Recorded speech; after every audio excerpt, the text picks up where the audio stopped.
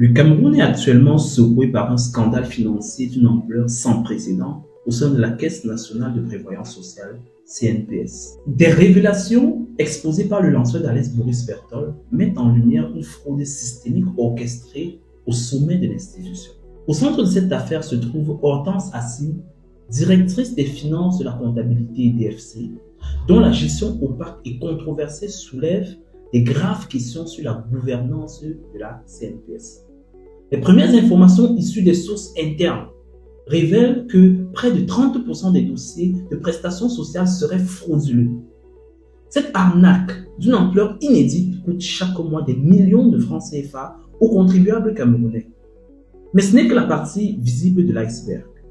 Une enquête interne préliminaire, dont les résultats ont fuité, révèle des détournements de fonds chiffrés en centaines de millions de francs CFA. Pour les seuls centres de Fumban et Bamenda, les sommes détournées sur la période de 2023 à 2024 s'élèveraient à plus de 300 millions de francs CFA.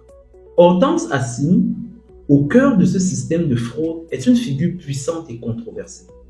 En tant que directrice des finances et de la comptabilité et présidente du comité de projet, elle exerce une influence considérable bien au-delà de ses prérogatives.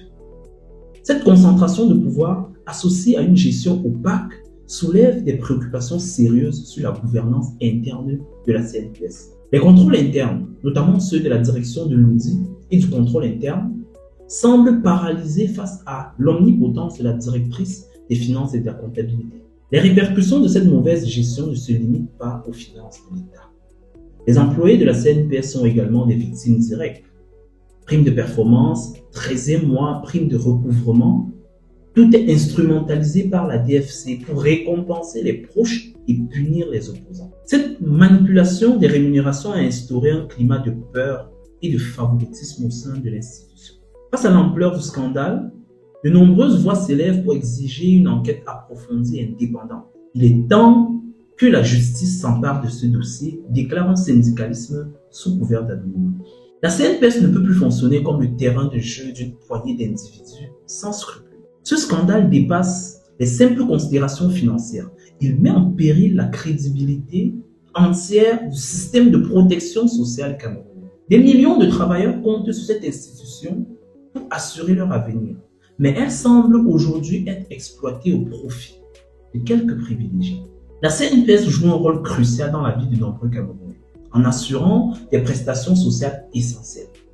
Ce scandale met en lumière des failles graves dans la gestion et le contrôle de cette institution si des mesures drastiques ne sont pas prises pour corriger ces dysfonctionnements. La confiance du public dans le système de protection sociale pourrait être irrémédiablement compromise. Pour conclure, le scandale financier qui secoue la CNPS est un signal d'alarme pour le gouvernement camerounais et pour toutes les institutions chargées de la transparence et de la bonne gouvernance.